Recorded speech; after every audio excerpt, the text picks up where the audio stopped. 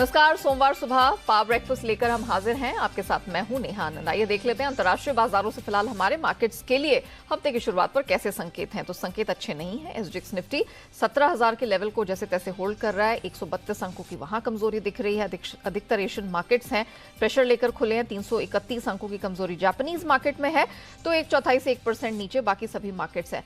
हालांकि Dow futures, Nasdaq futures कुछ अपनी बढ़त होल्ड करने की कोशिश करे। 125 अंकों की स्ट्रेंथ फिलहाल डाउ फ्यूचर्स में दिख रही है और तकरीबन 50 अंकों पर इस समय नैस्डैक फ्यूचर्स में ट्रेड बढ़त के साथ दिखाई दे रहा है। कमोडिटी बाजार में बीते हफ्ते जो घमासान मचा, उसके बाद आज हम कुछ हल्की फुल्की खरीदारी देख रहे हैं। लेकिन क्या कुछ हुआ है बीते हफ्ते अंतर्राष्ट्रीय बाजारों में और आज हमारे मार्केट्स के लिए कैसे क्यूज है, बताने के लिए मेरे सहयोगी दीपांशु इस वक्त मेरे साथ स्टूडियो में जुड़ चुके हैं। दीपांशु, मॉर्निंग। बहुत कुछ हुआ है, मतलब बिल्कुल वो कहते हैं ना कि खबरों का तूफान आ गया। क्या उसी पे विदेशी बाजारों ने रिएक्ट किया है? एब्सोल्युटली, और ऑलमोस्ट हर देश में कुछ ना कुछ खबर चल रही है। तो ऐसा ही नहीं कि सिर्फ यूके में है या यूएस है, हर घर में प्रॉब्लम है और बहुत ज्यादा प्रॉब्लम है। जैसा आप देख रही हैं, आज सुबह एशिया के बाजारों की हालत खराब है और सबसे खराब आपको जापान के बाजार दिख रहे हैं। जापान का येन 32 साल के निचले स्तर पर है। बैंक ऑफ जापान को फिर से इंटरवीन करना पड़ सकता है। उनकी बॉन्ड मार्केट में प्रॉब्लम चल रही है, वहां से काफी सारे संकेत आ रहे हैं, तो उस पर आपको रखनी है नजर। कल चाइना की कम्युनिस्ट पार्टी की कांग्रेस शुरू हुई। शी जिनपिंग जो सबको लग रहा था कि कू हो गया है, कहाँ है, वो सामने आए और उन्होंने बहुत बड़ा बयान भी दिया और कई सारी चीजें भी कही जिस पर आपको एक रिएक्शन आ सकता है। चीन की ग्रोथ को लेकर, आगे पाथ को लेकर, ताइवान को लेकर कुछ स्टर्न कॉमेंट्स उनके आए हैं, तो वहां से एक रिएक्शन आपको आते हुए दिख रहा है। यूके में जो ओवर द वीकेंड हुआ उसका रिएक्शन है। यूएस में तो लगातार हम देख ही रहे हैं उतार चढ़ाव बना हुआ। तो काफी सारे क्यूज हैं जिससे आज सुबह आपको जूझना पड़ेगा और इसके बग्गा साहब भी आपके साथ थोड़ी देर में जुड़ने वाले हैं इस पर बात करने के लिए। बट मैं मार्केट एक्शन आपको बता दूं, शुक्रवार को भारी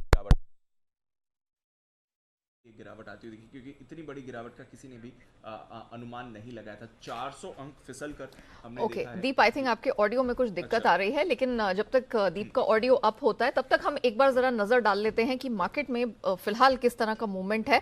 तो जैसे कि दीप बता रहे थे अपनी कमेंट्री में कि यहाँ पर इंटरनेशनल मार्केट में और हर पॉकेट्स में हमने प्रेशर देखा है। कमोडिटी स्पेस की अगर बात करें तो बीते हफ्ते हमने भारी भरकम गिरावट आते हुए देखी, और सिर्फ इसलिए क्योंकि डॉलर इंडेक्स है वो लगातार हमने देखा 113 के ऊपर बरकरार है, 20 साल के उच्चतम स्तर के पास ट्रेड करता हुआ दिख रहा है। लेकिन फिर डिमांड कंसर्न्स आए हैं। तो दीप हमारे साथ एक बार फिर से जुड़ चुके हैं। दीप, क्या कुछ हुआ है? 400 अंक डाउ फिसला, दिन के निचले स्तर पर बंद हुआ। नैस्डैक 3%, S&P 500 2.5% टूटा। तो across the board heavy selling आपने आती हुई देखी। 10 साल की बॉन्ड यील्ड इनकी वापस 4% के ऊपर आ गई है। 2 साल की बॉन्ड यील्ड ऊपर गई है। तो इन्फ्लेशन और मंदी की चिंता हावी है। जो रिटेल बिक्री के आंकड़े आए हैं सितंबर के, वो अनुमान से थोड़े कमजोर है, सपाट ही रही बिक्री। तो ये एक एक्शन था और यूके का जो एक्शन था उसकी वजह से, तो दोनों फैक्टर्स थे जिसकी वजह से हमने बाजार पर प्रेशर देखा। थोड़ा मिला जुला साप्ताहिक हफ्ता रहा। डाउ 1.5% ऊपर था, बट S&P 1% फिसला और नैस्डैक करीब 1.5% नीचे था। यूके पर रखिए नजर। नए वित्त मंत्री आ गए हैं, जेरेमी हंट साहब। फिलहाल तो उन्होंने कह दिया कि जो भी मिनी बजट अनाउंस किया गया था 3-4 हफ्ते पहले, वो वापस लिया जा रहा है। टैक्स कटौती के प्लान को वापस लिया है, स्पेंडिंग कट्स करने वाले हैं। क्या ये बाजार को स्टेबलाइज करता है या नहीं, ये इंपॉर्टेंट रहेगा। बैंक ऑफ इंग्लैंड की बॉन्ड बाइंग भी खत्म हो चुकी है, तो उस पर आप रखिए नजर। यूके के पाउंड पर तो लगातार हम दबाव देख ही रहे हैं। कच्चा तेल $92 पर आ गया, अच्छी बात है। 7 में से 5वें हफ्ते साप्ताहिक गिरावट देखिए। इनफैक्ट पिछले हफ्ते 7% कच्चा तेल गिरा, जो लास्ट मंडे के लेवल्स हम देख रहे थे, वहां से तो एक राहत आपको आती हुई दिखी है। बाकी कमोडिटीज में भी गिरावट है। नेचुरल गैस साप्ताहिक तौर पर 5.5% नीचे थी।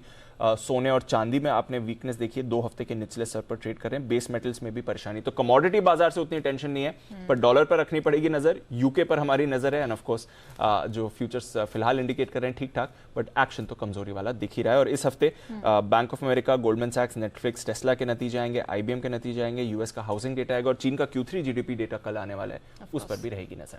चलिए, तो भरमार है पूरे डेटा की, ट्रिगर्स की, और हालात कहीं भी सुधरते हुए नहीं दिख रहे हैं। शुक्रिया दीपांशु पूरी डिटेल के लिए। लेकिन जैसे कि दीपांशु ने कमेंट्री की शुरुआत में ही कहा था, हम इसे थोड़ा और डीप जाके समझेंगे। और global market expert elements platforms के चेयरमैन अजय बग्गा सर हमारे साथ उस पर वार्ता करने के लिए जुड़ चुके हैं। बग्गा सर, गुड मॉर्निंग, बहुत स्वागत है। सर, काफी हद तक दीप ने यहाँ पर बता ही दिया है कि कहां कहां हमें पिछले हफ्ते प्रॉब्लम दिखी, जिसकी वजह से इक्विटी कमोडिटी स्पेस में घमासान रहा। अब क्या सर, अब मार्केट्स कैसे रिएक्ट करेंगे और कौन से महत्वपूर्ण डेटा उस पर रखनी होगी नजर? जी नेहा जी, देखिए बहुत न्यूज फ्लो है, बट एक बड़ी चीज जो निकल के आ रही है कि सेंट्रल बैंक्स का बिल्कुल अब टॉलरेंस नहीं है अगर सरकारें फिस्कल डेफिसिट बढ़ाएंगी बिना किसी जरिए के कि किस तरह से वो एडिशनल रिसोर्सेज उठाए जाएंगे। तो बिल्कुल ये मार्केट्स और सेंट्रल बैंक्स इसको टॉलरेट नहीं करेंगे। ये यूके के क्राइसिस से दिखता है जहां उन्होंने कटौतियां तो की बट एक प्लान नहीं बताया कि कहां से वो फंडिंग आएगी। तो उसके चलते कॉन्टेजियन का रिस्क ग्लोबल मार्केट्स में आ गया। यहाँ तक कि बाइडन और जैनेट येलेन जो बाइडन की वित्त मंत्री हैं, दोनों ने यूके को क्रिटिसाइज किया। नॉर्मली आप किसी कंट्री की इंटरनल पॉलिसीज पे कमेंट नहीं करेंगे, और ये तो छोड़ दीजिए एलआई के अपने सहयोगी की कंट्री को आप नहीं क्रिटिसाइज करेंगे। दोनों ने खुल के इसकी क्रिटिसिज्म करी कि आप सोच समझ के करिए। ये यही दिखा रहा है मार्केट्स बहुत फ्रेजाइल हैं, एक ऐसे लेवल पे हैं कि कुछ भी होता है मार्केट्स तेजी से गिरते हैं। मेरा यही सोच थी कि सितंबर अक्टूबर तक मार्केट का बॉटम आ जाएगा। बॉटम से अभी भी दूर है, 3000 हमें पहुंचना है S&P 500 में, तब आप कह सकते हैं स्थायी तौर पे मार्केट आ गया है। तो अमेरिकन मार्केट यहाँ से 10 से 15% और नीचे चाहिए एक स्थायी मार्केट बनाने में। हो सकता है नवंबर तक इसमें टाइम लग जाए। ओके, यानी कि प्रेशर अभी भी यहां से जारी रहने वाला है, क्योंकि देखा जाए तो राजनीतिक तूफान है वो अपने चरम पर है। Bagga sir, thank you so much हमारे साथ जुड़ने के लिए और समझाने के लिए दर्शकों को कि अब यहां से एक्सपेक्ट क्या करना है अंतर्राष्ट्रीय बाजारों में खासतौर से। आगे बढ़े उससे पहले देख लेते हैं कि बीते हफ्ते यानी कि शुक्रवार को संस्थागत निवेशकों का प्रदर्शन कैसा रहा। कैश स्पेस में तो 1000 करोड़ से अधिक की बिकवाली देखने को मिली है। हालांकि एफएनओ स्पेस में 6700 करोड़ से अधिक की खरीदारी का फिगर सामने आया है और घरेलू संस्थागत निवेशकों ने भी दमखम दिखाया। 1624 करोड़ की खरीद का आंकड़ा वहां से निकल कर आया है। अब ये समझना है कि जिस प्रकार के ग्लोबल संकेत हैं जो कि अच्छे नहीं हैं, उन सब के बीच हमारे मार्केट में आज मंडे मॉर्निंग क्या रणनीति अपनानी है, इन सब पर बात करने के लिए जी बिजनेस के मैनेजिंग एडिटर अनिल सिंह भी हमारे साथ जुड़ चुके हैं।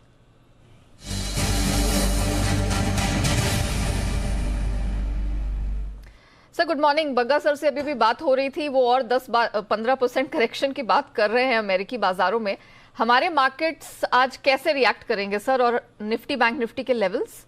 Good morning Neha. देखिए, संकेत तो कमजोरी वाले ही हैं। जिस तरह से अमेरिकी बाजार दिन के निचले स्तरों पर जाकर बंद हुए, लगभग 400 अंक डाउ गिरा है, और जब भारतीय बाजार शुक्रवार को बंद हुए तो उतना बुरा हाल नहीं था। दूसरी बात यह कि बॉन्ड यील्ड फिर से 4% के ऊपर आती हुई दिखी है, तो थोड़ी वो संकेत है ही। ब्रिटेन और यूरोप से लगातार खराब खबरें आ रही है, जापान से भी आना शुरू हो गई, जिसकी बात हम शुक्रवार को कर रहे थे कि करेंसी जापान की बड़ी तेजी से कमजोर हुई है। सो आई थिंक ग्लोबली चिंताएं काफी है, इन ग्लोबल चिंताओं के बीच में भारतीय बाजार भी रिएक्शन देंगे। बस फर्क सिर्फ इतना है कि हम उतना ज्यादा कमजोर नहीं होंगे जितना दूसरे बाजार आपको कमजोर दिख रहे हैं, लेकिन उनके साथ गिरना तो पड़ेगा ही। ब्रॉडली वही रेंज दिख रही है, यहाँ से दिवाली तक की 16,800 17,000 की रेंज में बाजार सपोर्ट लेने की कोशिश करता है, और ऊपरी स्तरों पर 17,300 17,500 की रेंज में आने पर प्रॉफिट बुकिंग हो जाती है।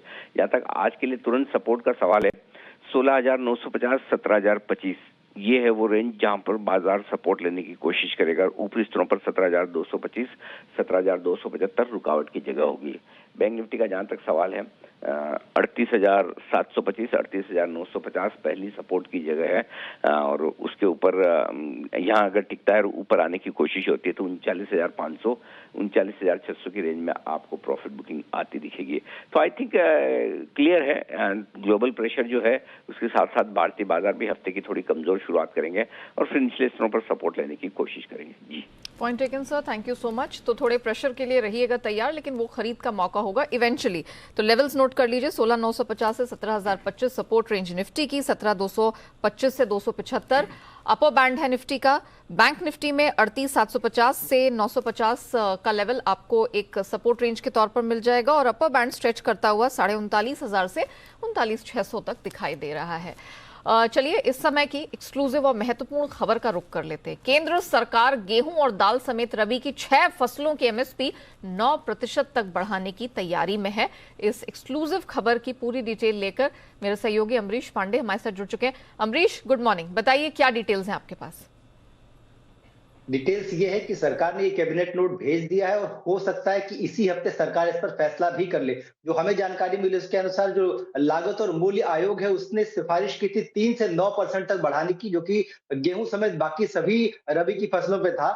सरकार उस पर फैसला लेते हुए ये कर सकती है कि गेहूं पर जो एमएसपी है वो भी बढ़ेगा। इसके अलावा सबसे ज्यादा जो एमएसपी बढ़ेगा वो दाल पर बढ़ना है। साथ ही सरसों का जो सीड है उस पे भी एमएसपी ज्यादा बढ़ेगा। तो कुल मिलाकर किसानों के लिए एक अच्छी खबर है। दूसरी एक अच्छी चीज जो महंगाई के फ्रंट पे सरकार का आज ऐलान कर सकती है वो ये है कि फूड सेक्रेटरी सुधांशु पांडे आज जो एसेंशियल कमोडिटीज है उनके प्राइस किस तरह से बढ़े और उनको कंट्रोल में आने के लिए सरकार किस तरह कदम उठा रही है उसको लेकर भी ब्रीफ कर सकते हैं। कुल मिलाकर जो हमें जानकारी मिली उसके अनुसार सरकार कुछ प्रोडक्ट्स को लेकर इस बात की मॉनिटरिंग कर रही है तो क्या उनका एक्सपोर्ट जो है बैन किया जाए। इसके अलावा कुछ चीजें ऐसी हैं जिनको कि बफर स्टॉक से सरकार आज जारी कर सकती है। तो कुल मिलाकर आज ये दो अच्छी खबरें हैं जो कि आम आदमी या किसानों से जुड़ी हुई हैं, जो कि सरकार की तरफ से आती हुई दिखेंगी। जी बिल्कुल अमरीश, शुक्रिया वो पूरी डिटेल रखने के लिए। तो ये एक्सक्लूसिव खबर जी बिजनेस की अमरीश पांडे उस पर डिटेल लेकर आते हुए। आइए अब जान लेते हैं कि खबरों के दम पर किन स्टॉक सेक्टर्स में रहेगा एक्शन एंड ऑफ कोर्स जो तिमाही नतीजे आ रहे हैं उसकी पूरी अपडेट डिटेल लेकर मेरे सहयोगी अरमान इस वक्त हमारे साथ जुड़ चुके हैं। अरमान, सबसे पहले तो बताइए वीकेंड पर कौन कौन से नंबर्स आए हैं, किन किन कंपनियों ने नंबर्स जारी किए, कैसे रहे? बिल्कुल, सबसे पहले नतीजों में HDFC बैंक पर ध्यान रखिएगा क्योंकि उनके जो स्टैंड अलोन YOY नतीजे हैं बढ़िया नतीजे हैं। NII में लगभग 19% की बढ़ोतरी है, मुनाफा भी 20% बढ़कर आता हुआ दिखा है। बजाज ऑटो अनुमान से बेहतर नतीजे हैं, आय में लगभग 16% की ग्रोथ, मार्जिन सुधर कर आए हैं 16% से बढ़कर 17% पर आते हुए दिखे हैं।